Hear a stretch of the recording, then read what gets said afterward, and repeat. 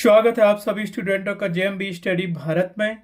तो आज हम स्टडी करते हैं अंगद सर के साथ कक्षा 9वीं की गणित के अध्याय 11 पृष्ठीय क्षेत्रफल और आयतन का।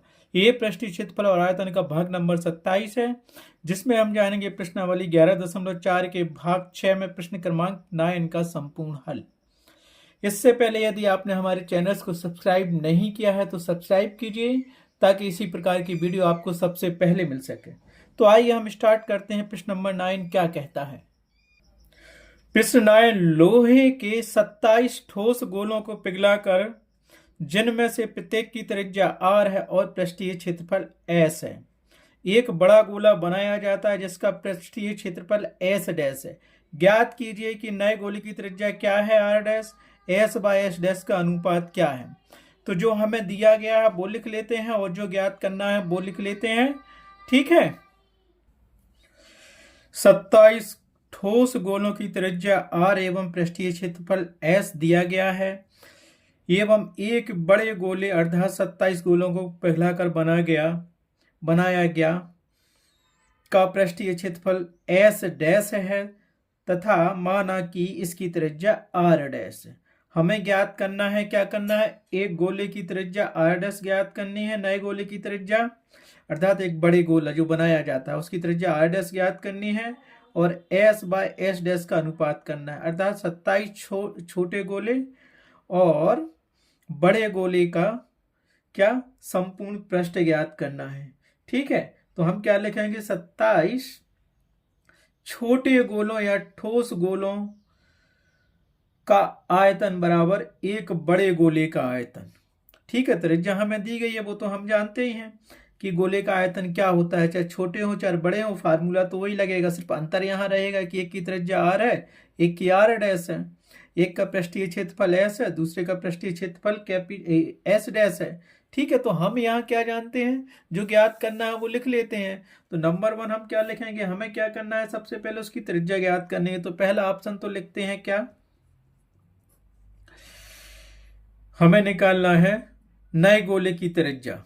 ठीक है,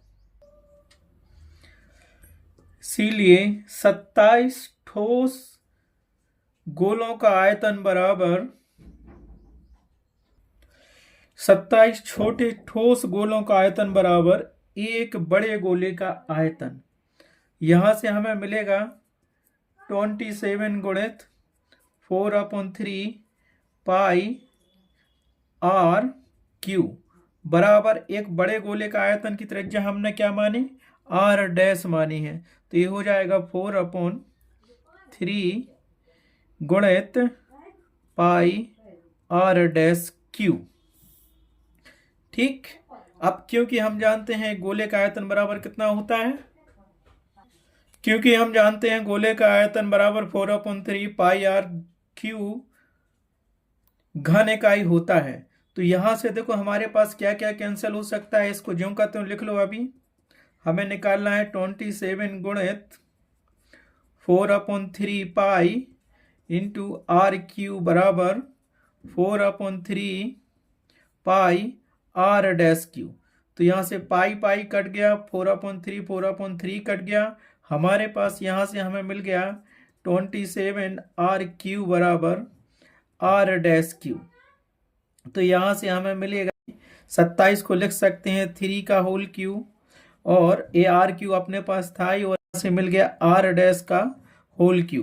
तो यहाँ से हमें क्या मिल जाएगा पूरा, देखो यहाँ से इन दोनों को हम क्या लिख सकते हैं, 3r का होल क्यू बराबर r डैश का होल क्यू। तो यहाँ से मिलेगा हमारे पास 3r बराबर r डैश। ठीक है, तो क्या मिल गया, एक बड़े गोले की त्रिज्या r डैश थी और छोटे गोले की त्रिज्या कितनी है, r थी। तो ये बड़े गोले की त्रिज्या के बराबर तीन छोटे गोलों की त्रिज्या जुड़ जाएंगी, तब जाके एक बड़े गोले की त्रिज्या r डैश होगी। ठीक है, अतः बड़े गोले की त्रिज्या r डैश बराबर 3r होगी। अब सेकंड ऑप्शन क्या था, हमें ज्ञात करना था, उसका क्या ज्ञात करना था, हमें ज्ञात करना s बाय s डैश का अनुपात, अर्थात बड़े गोले का पृष्ठीय क्षेत्रफल बटे छोटे गोले का पृष्ठीय क्षेत्रफल बटे बड़े गोले का पृष्ठीय क्षेत्रफल, मतलब छोटे गोले का छोटा गोले का पृष्ठीय क्षेत्रफल बटे बड़े गोले का पृष्ठीय क्षेत्रफल का अनुपात।